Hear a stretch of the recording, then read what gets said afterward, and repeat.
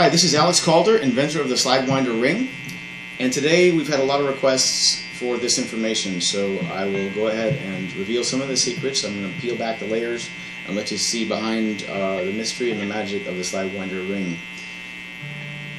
What this is it's going to be an introduction to those people who are going to be having rings soon, if you've got a prototype or if you're planning to buy one yourself at some point in the next few months. We're planning to launch in January at NAMM in 2015, so you can get yours on Amazon in January. So in preparation for that, I'd like to sort of prep your thought process and give you a chance to see what makes this so cool. Alright, so here's one of the big secrets. I'm wearing two rings right now, one in each hand. That's the magic.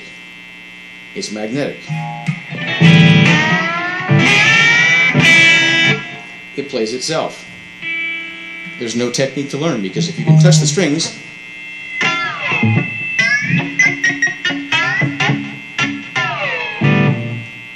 there's nothing to learn. That's all there is right there.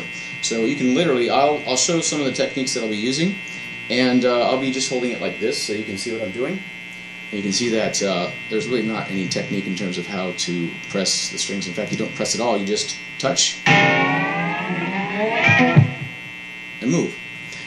So I'll start with the off-plucking technique. This is an important part of a lot of the techniques that are unique to the SlideWinder, because as far as I know, and if anybody knows differently, please correct me, this is the only tool that will do this particular technique. And most of you are familiar with hammer-ons and pull-offs, and the thing about it is you have to actually put some effort into pulling off and hammering on.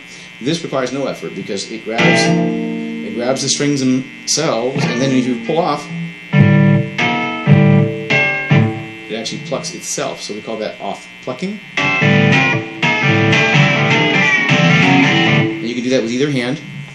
And this is part of the magic that lets you essentially free up your rhythm strumming picking hand, because this self-plucks, self-picks, and either hand can work.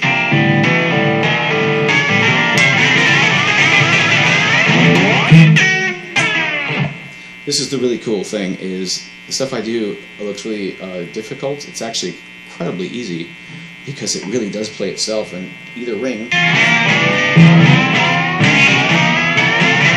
can do either part. So I'll go ahead and demonstrate some of my favorite techniques. One of them is using off-plucking. It's called the fretboard drag race, and it goes like this.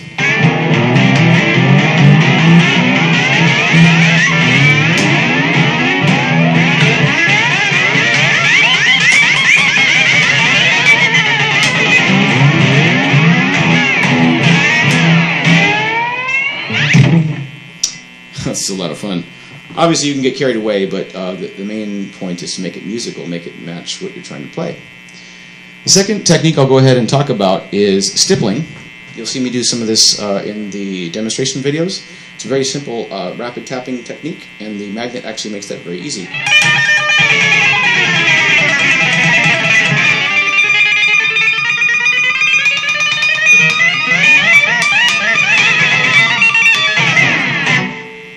Really fun, and again, it's not a gimmick. It's just designed to be a musical tool. If you want another few words in your vocabulary, this is what this is about.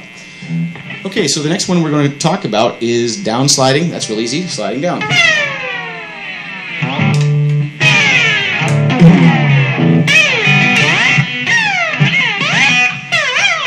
You get the point. A lot of fun there. And up sliding, I'll just use that term from time to time, because that's easily understood. Let's talk about the hand hurdling technique. That's when you're doing a fretboard drag race and you reverse hands.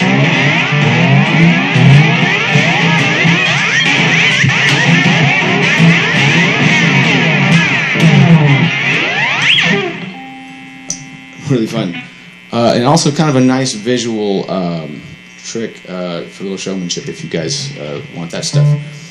So the last thing I'll talk about before we move on to the specifics here is slide bowing, and I thank Michael Winger of the Recording Academy for showing me this one.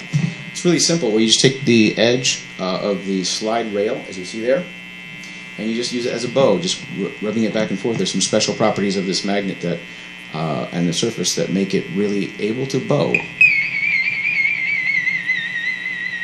with very high accuracy and pitch and articulation.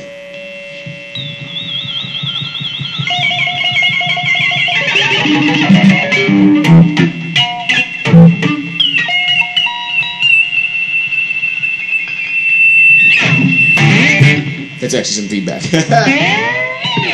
Okay, so what we'll talk about lastly is a screech note. This is a nice way to end.